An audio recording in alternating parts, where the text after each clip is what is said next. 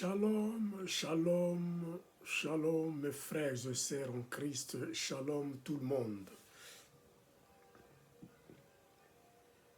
Je remercie Dieu et je bénis l'Éternel, le Dieu Tout-Puissant, de m'avoir encore accordé sa grâce de me présenter devant vous pour proclamer sa bonne nouvelle. La semaine passée, j'avais commencé un thème que j'avais intitulé « Le salut de l'homme ». Et on avait vu, je bénis votre présence, je bénis votre confiance d'écouter la bonne nouvelle, de se concentrer, de chercher, de connaître la vérité de la parole de Dieu et de marcher sous la lumière de la parole de Dieu.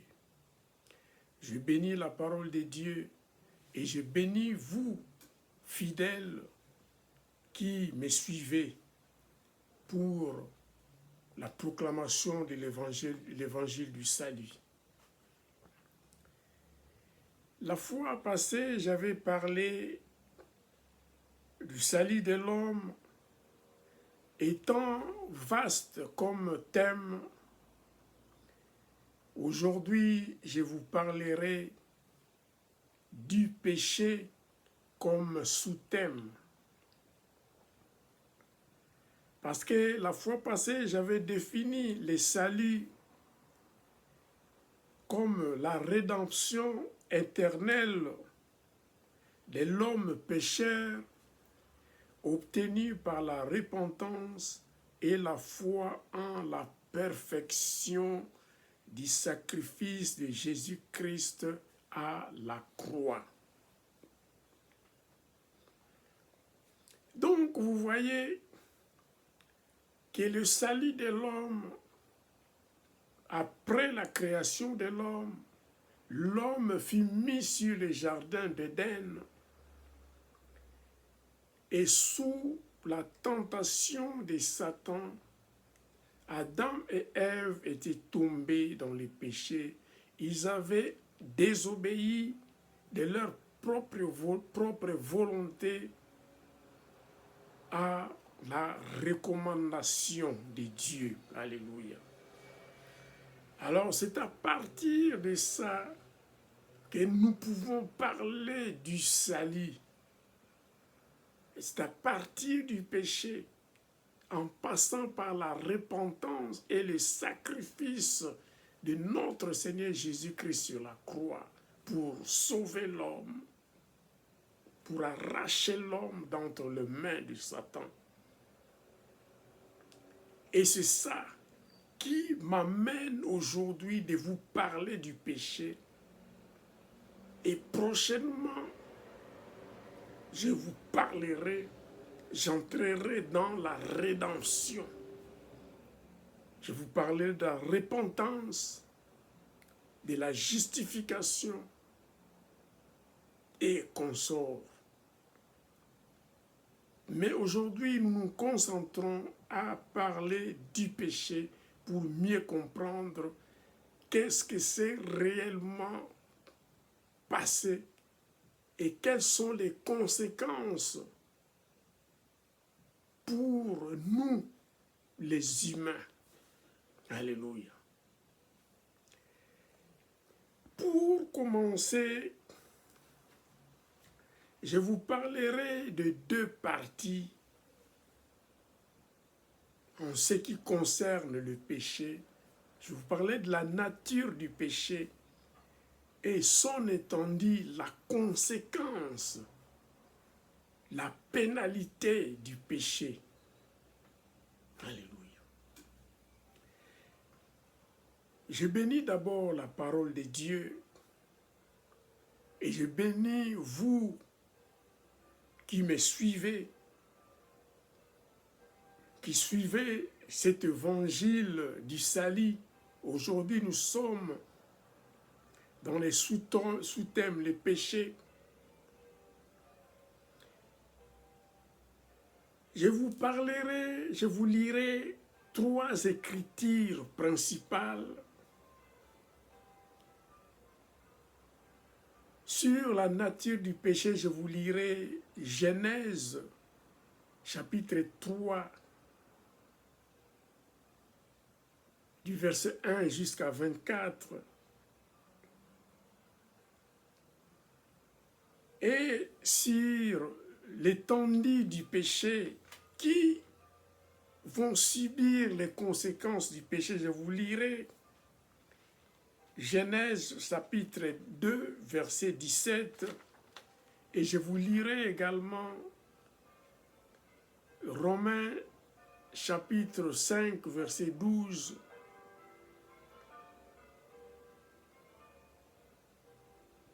et je vous lirai également,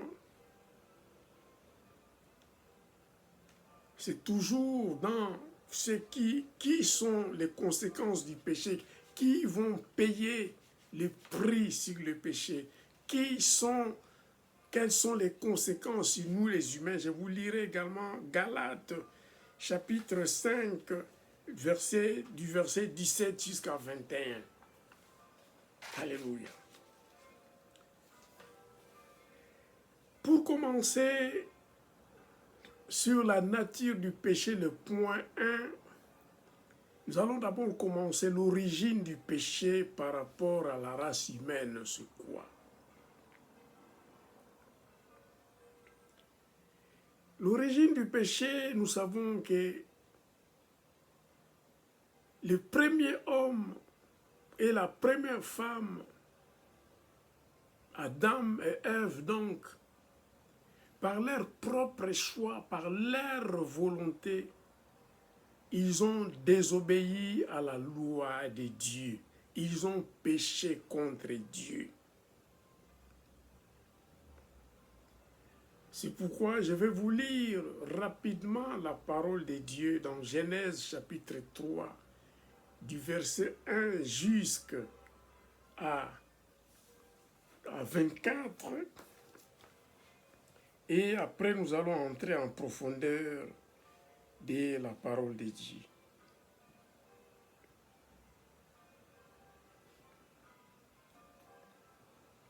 Alléluia. J'ai lu la parole de Dieu.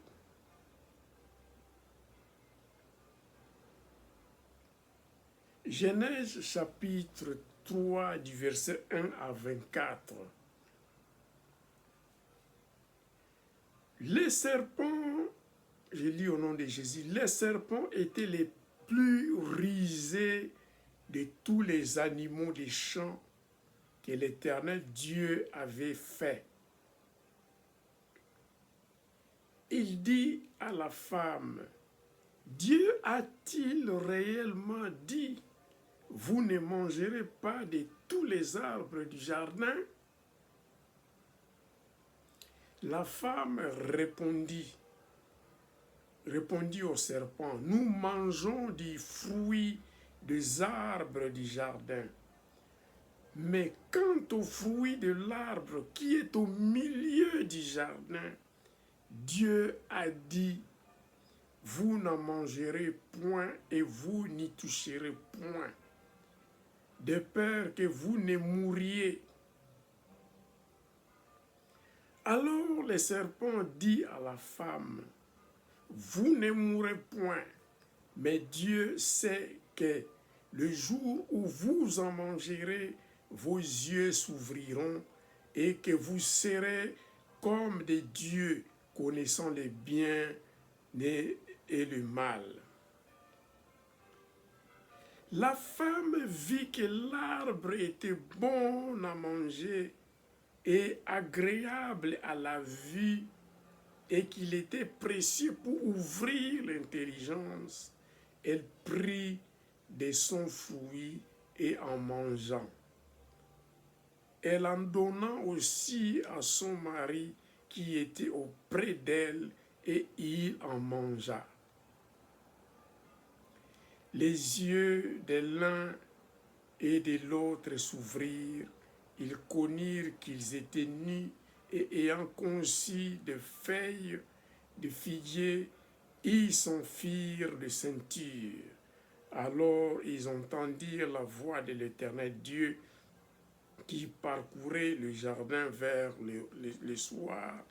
Et l'homme et sa femme se cachèrent loin de la face de l'Éternel Dieu au milieu des arbres du jardin. Mais l'Éternel Dieu appela l'homme et lui dit, « Où es-tu » Il répondit, « J'ai entendu ta voix dans les jardins et j'ai eu peur parce que je suis nu et je me suis caché. » Et l'Éternel Dieu dit, « Qui t'a appris que tu es nu? Est-ce que tu as mangé de l'arbre dont je t'avais défendu de manger ?» L'homme répondit, « La femme que tu as mise auprès de moi m'a donné de l'arbre et j'en ai mangé. » Et l'Éternel Dieu dit à la femme, « Pourquoi as-tu fait cela ?» La femme répondit, « Le serpent m'a séduit et j'en ai mangé. »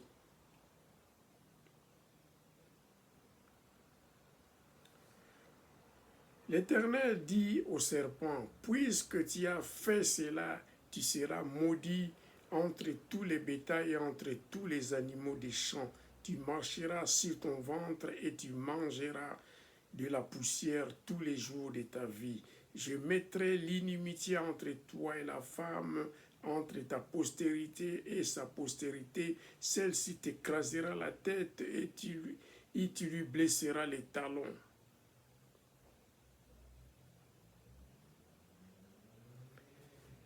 Il dit à la femme, « J'augmenterai la souffrance de tes grossesses, tu enfanteras avec douleur et tes désirs se porteront vers ton mari, mais il dominera sur toi. » Il dit à l'homme, « Puisque tu as écouté la voix de ta femme et que tu as mangé de l'arbre au sujet duquel je t'avais donné cet ordre, tu n'en mangeras point, le sol sera maudit à cause de toi.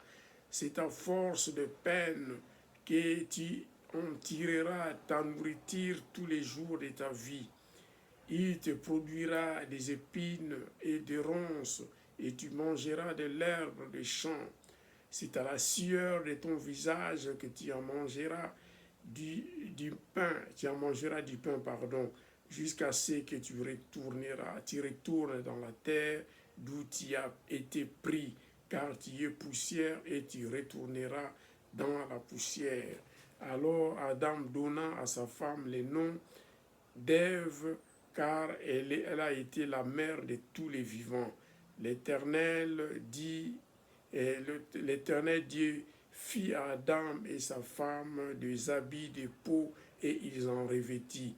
L'Éternel Dieu dit, « Voici l'homme est devenu comme l'un de nous pour la connaissance des biens et du mal. Empêchons-le maintenant d'avancer sa main, de prendre de l'arbre de vie, d'en manger et de vivre éternellement. » Et l'Éternel Dieu le chassa du jardin d'Éden pour qu'il cultivât la terre d'où il avait été pris. C'est ainsi qu'il chassa Adam et il mit à l'orient du jardin d'Éden le chérubin qui agite une épée flamboyante pour garder les chemins de l'arbre de vie. Alléluia. Ici, vous comprenez et nous comprenons, que Adam et Ève avaient désobéi par leur propre choix à la tentation du serpent qui est Satan, le diable. Alléluia.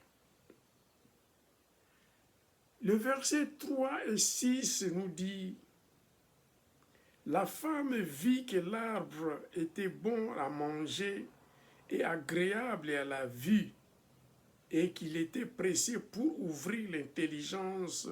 Elle prit de son fruit et en mangeant, elle en donna aussi à son mari qui était auprès d'elle, et il en mangea. » Donc, Ève était séduit par les serpents et elle avait pris les fruits parce qu'il était bon à manger, il était bon à voir aussi, et ça allait l'ouvrir l'intelligence. Donc cette séduction, cette désobéissance d'Ève et Adam étaient à côté de sa femme. Et lui également avait mangé le fruit, il avait désobéi ensemble avec sa femme, car la Bible déclare l'homme se unira avec sa femme et les deux deviendront une seule chair. Donc si les deux avaient mangé, donc c'est une seule personne, une chair avait désobéi. Donc Adam et Ève avaient désobéi à la parole de Dieu. C'est par leur propre volonté.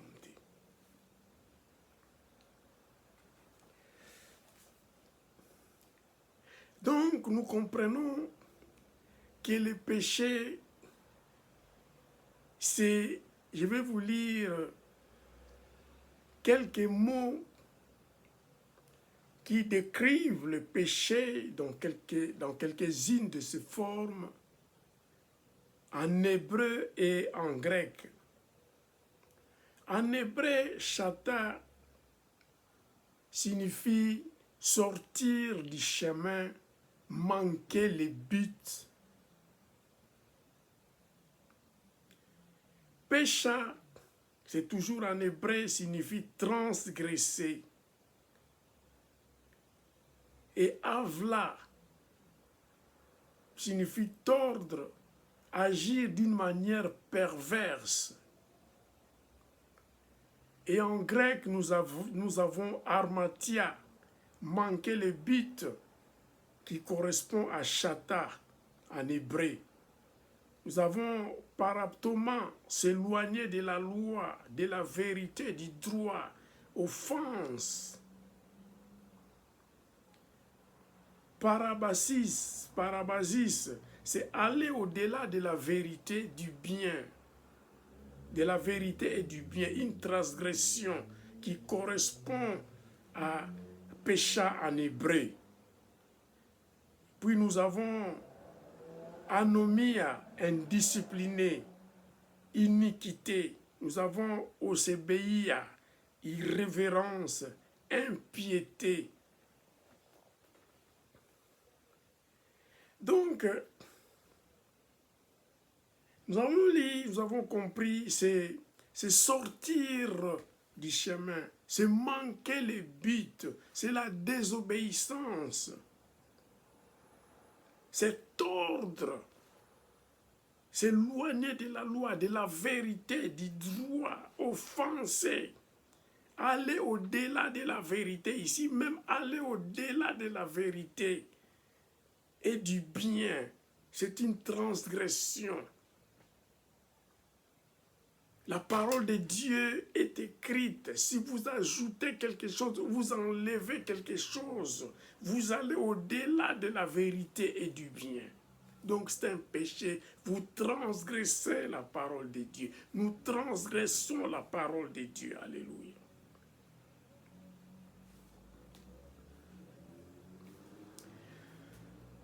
Donc le péché, au fait, sa définition est le manque de conformité ou la transgression de la loi de Dieu, la désobéissance à la loi de Dieu. Alléluia.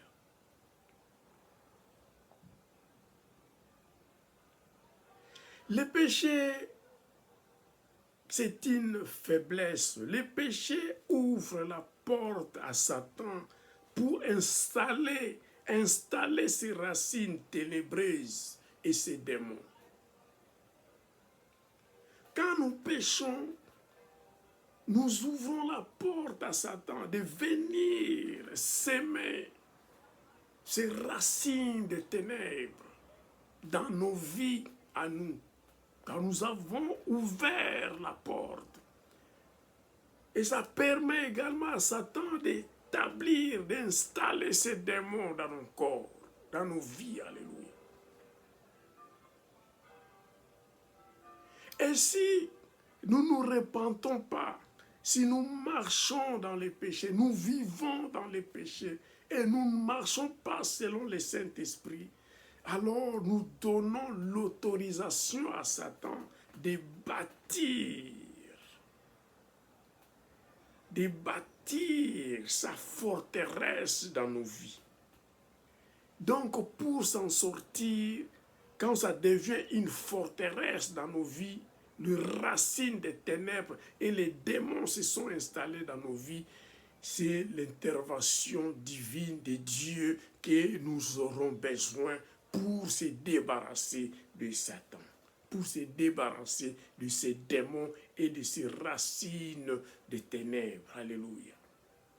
Voilà pourquoi la forteresse, le mur de Jéricho était barricadé parce qu'ils avaient consommé les péchés. Alors, cette mur-là qui était élevé, ils ne pouvaient pas, les enfants d'Israël ne pouvaient pas traverser ces murs parce que c'était une muraille. Alors, il devrait avoir l'intervention divine pour traverser cela, ces murailles. Alléluia, gloire à Jésus.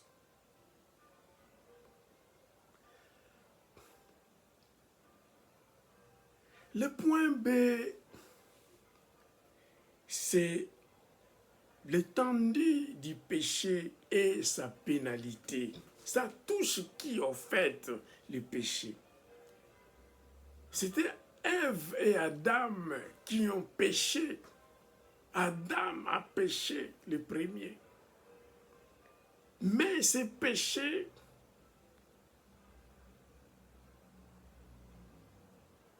est étendu à nous également.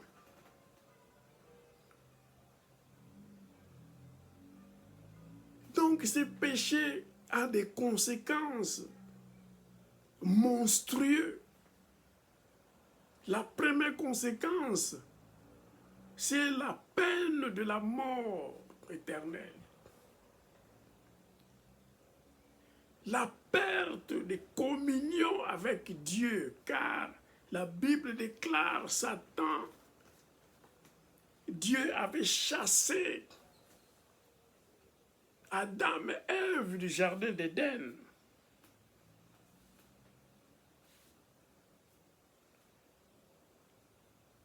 L'Éternel, dans Genèse chapitre 3, verset 23, l'Éternel Dieu le chassa du jardin d'Éden pour qu'il cultivât la terre d'où il avait été pris. Donc ils étaient chassés du jardin d'Éden et Dieu avait même mis un chérubin pour garder de l'arbre de vie. Donc ils avaient perdu la communion avec Dieu.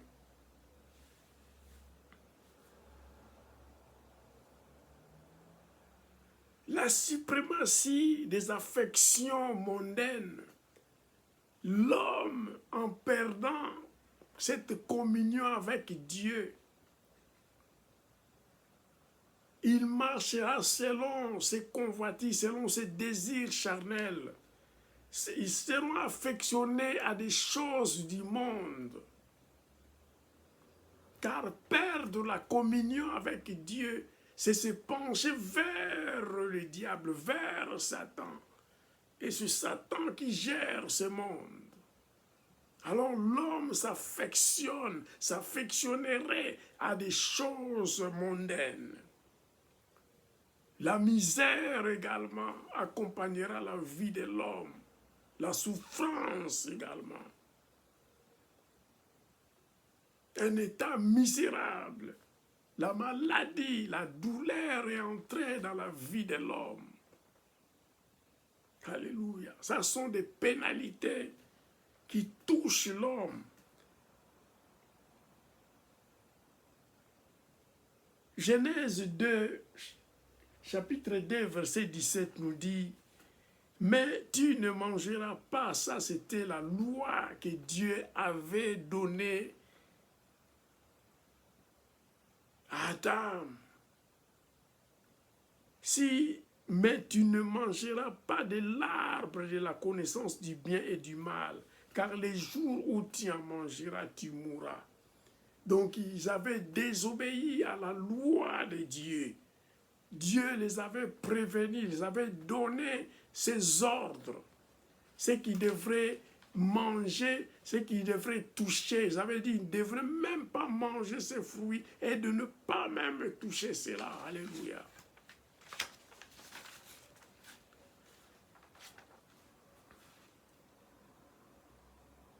Romains chapitre 5, verset 12 nous dit, c'est pourquoi, comme par un seul homme, le péché est entré dans le monde et par le péché, la mort. Donc par un seul homme, le péché est entré dans le monde et par le péché, la mort. À travers Adam et Ève, le péché est entré dans le monde et par le péché, la mort également nous est entrée dans nos vies. Donc personne n'échappera à la mort, à part Élie et à part ceux qui ont eu l'opportunité d'être ravis par Dieu, qui n'ont pas connu la mort de la chair. Alléluia. Mais ici, la Bible déclare, Romains chapitre 5, verset 12 nous dit, c'est pourquoi par un seul homme le péché est entré dans le monde, et par les péchés donc la mort. Donc le salaire du péché, Romains 6, 23 nous dit, car le salaire du péché c'est la mort, mais le don gratuit de Dieu c'est la vie éternelle en Jésus-Christ notre Seigneur. Alléluia.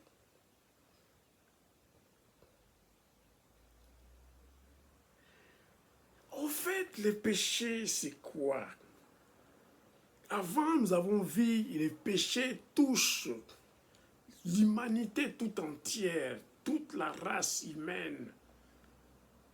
Nous portons ces péchés et transmis de nos parents, les premiers parents Adam et Ève, à nous, toute la race humaine.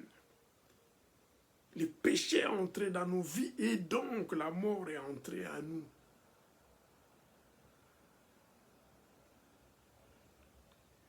Mais le péché a une nature. Le péché est naturel pour l'homme. Car nous sommes conçus par le péché, comme elle dit, le psaume 51, verset 5.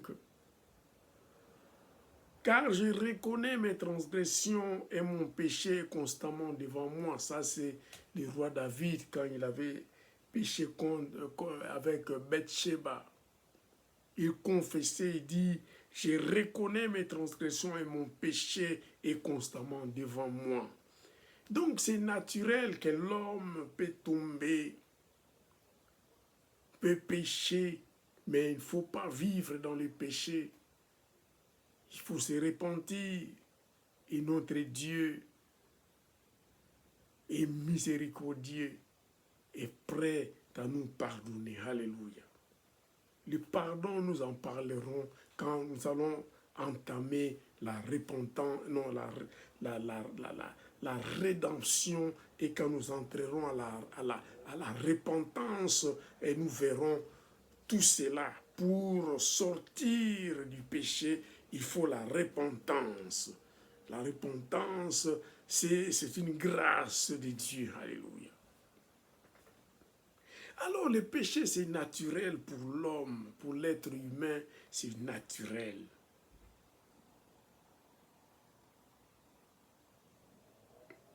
Donc, pour éviter cette nature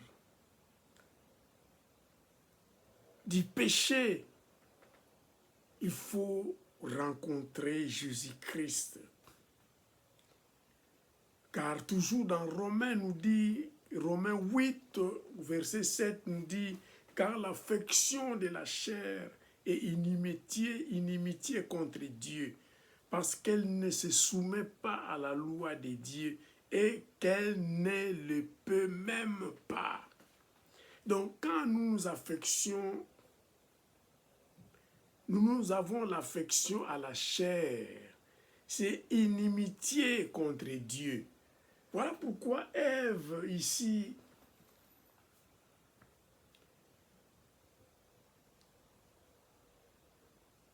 Ève, dans Genèse chapitre 3, verset 6, la Bible dit, la femme vit que l'arbre était bon à manger. Ça c'est charnel. Il oublie l'interdiction, la loi de Dieu qu'ils avaient dit ne regardez pas et ne touchez même pas, ne mangez pas cet arbre, le fruit de cet arbre, ne touchez même pas cet arbre.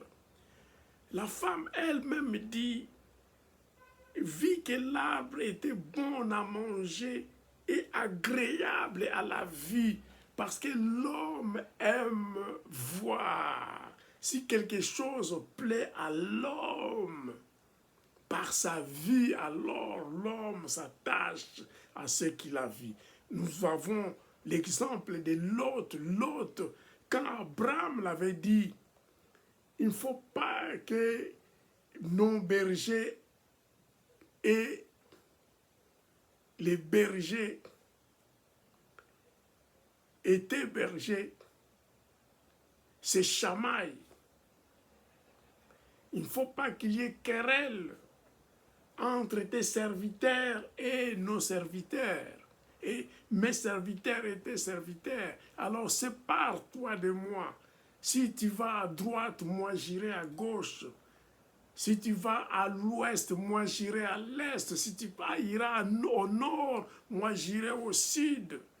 Alors l'autre regarda, il a vu l'étendue de l'eau, il a vu les arbres, il a vu la verdure, il a vu l'eau, donc sa vue, il a vu ce que les yeux l'avaient frappé, c'était intéressant, c'était frappant à ses yeux. Alors les désirs de la chair l'avaient attiré vers là.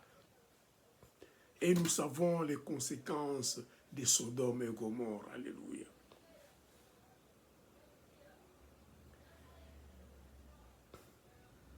Et comme les mensonges étaient aussi entrés dans les oreilles d'Ève, toujours dans le verset 6 du chapitre 13 de Genèse, et qu'il était pressé pour ouvrir l'intelligence. Il y a ici 3 éléments. La désobéissance à la loi de Dieu, donc il a mangé. Il a mangé, était bon à manger, donc il avait déjà désobéi. Dieu les avait interdits de manger cet arbre. Et c'était bien à la vue de ne pas toucher cet arbre. Donc pour Ève, c'était donc bien à la vue de voir cet arbre.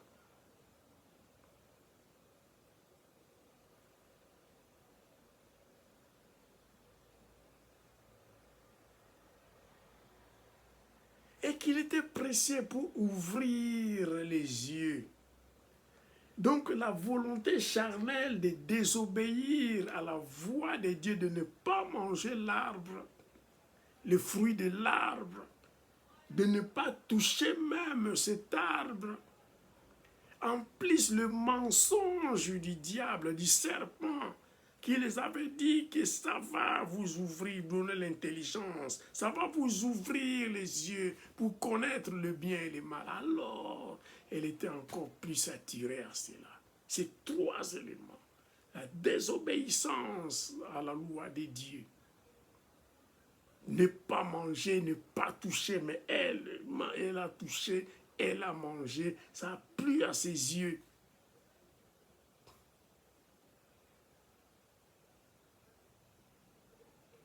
Alléluia, faisons attention, car le diable et rusé. Alléluia. La Bible déclare, les serpents étaient les plus rusés de tous les animaux des champs que l'Éternel Dieu avait fait. Donc il est le plus rusé, il sait comment détourner en mentant, en passant les mensonges à nos oreilles, qui peut nous plaire aussi si nous ne marchons pas selon le Saint-Esprit. Alléluia.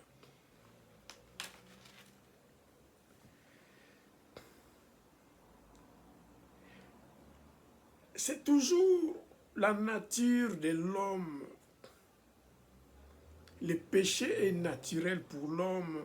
Vous lirez ça à la maison, Galates, chapitre 5, du verset 17 au verset, jusqu'au verset 21.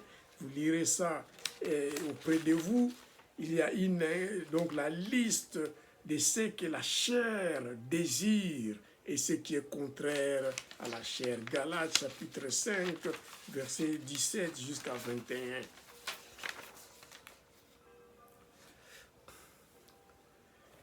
Toujours les retombées du péché, les conséquences du péché, qui paieront ce prix? Tous les hommes, nous tous, sans exemption, tous, tous les hommes sont pécheurs, donc sujets à la même pénalité que celle concourue par les premiers péchés. Alléluia.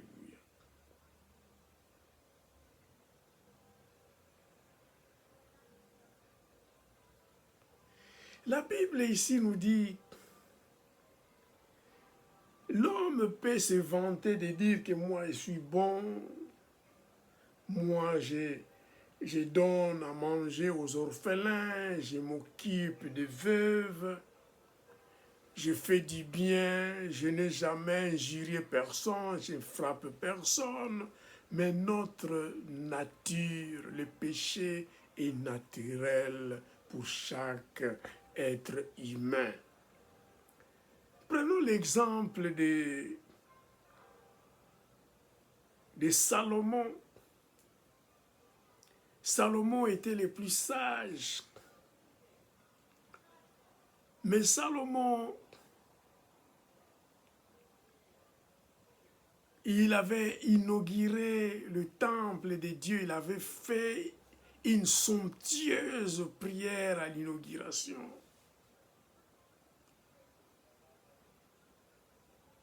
Mais il était le premier à tomber au péché, à l'adultère, à la polygamie. Donc c'était au-delà de lui parce qu'il vivait selon la chair. Alléluia. Voilà pourquoi il est facile à l'homme de condamner ce que lui, il peut voir comme péché chez les autres.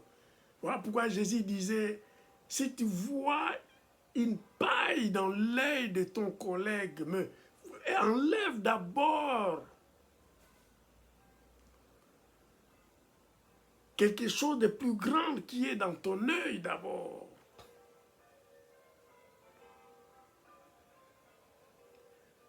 Ici, je vais prendre l'exemple de Constant Mutamba, le ministre de la Justice de la RDC. Lui, il voyait les Koulouna, quelqu'un qui a volé du pain pour se nourrir,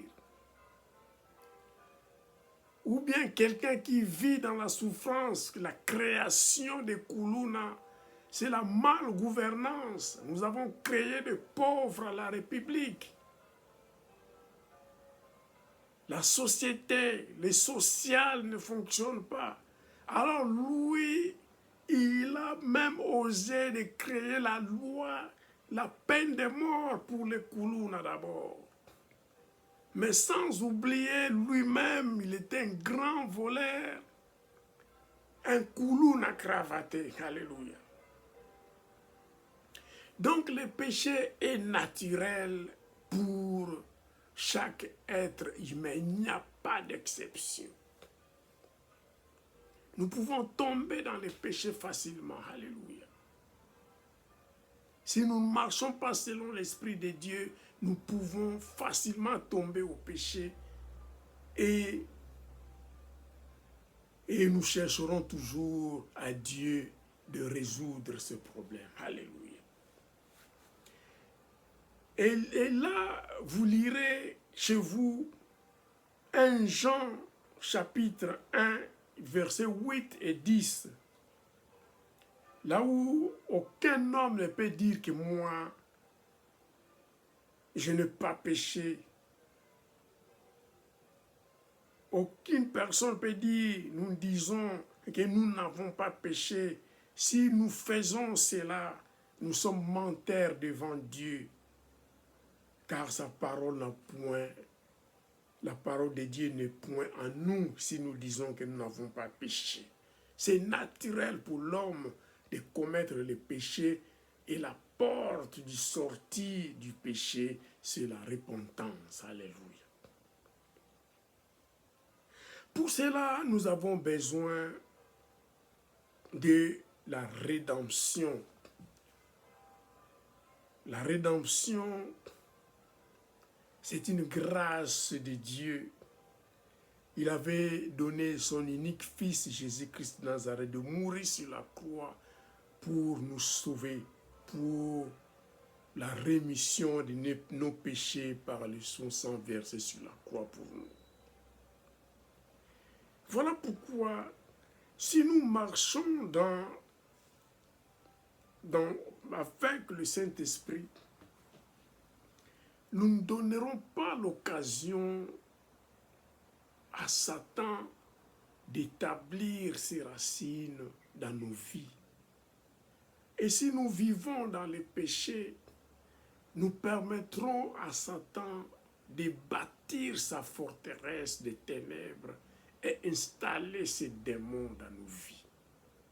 Voilà pourquoi, pour citer, je vous lis cette parole qui est dans Matthieu chapitre 12 du verset 43 jusqu'à 45. J'espère que vous avez pris note de tous les versets que je vous ai cités pour comprendre qu'est-ce que c'est le péché. Si nous vivons dans les péchés, nous allons recueillir ce qui est écrit dans ces Écritures. Dans Matthieu 12, verset 43 jusqu'à 45, je lis la parole de Dieu au nom de Jésus. Lorsque l'esprit impur est sorti d'un homme, il va par les lieux arides cherchant du repos et il n'en trouve point. Alors il dit, je retournerai dans ma maison d'où je suis sorti, et quand il arrive, il la trouve vide, balayée et ornée. Il s'en va et il prend avec lui 7 autres esprits plus méchants que lui.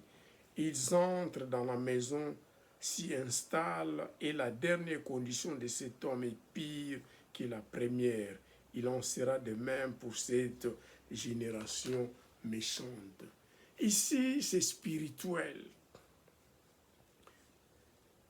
Quand nous vivons dans les péchés, nous avons besoin de la délivrance. Et quand la délivrance arrive, selon la puissante parole de Dieu, selon la lumière de Christ, toute force des ténèbres sortent de la personne. Ils vont dans les lieux arides. Ils ne peuvent pas résister devant la lumière de Christ.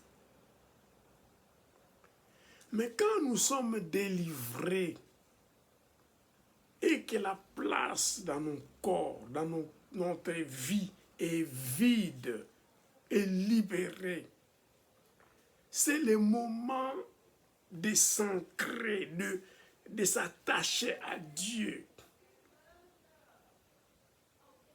de remplir ton cœur par les dons du Saint-Esprit. de se vêtir de l'armure complète de Dieu et de produire les fruits dignes de la repentance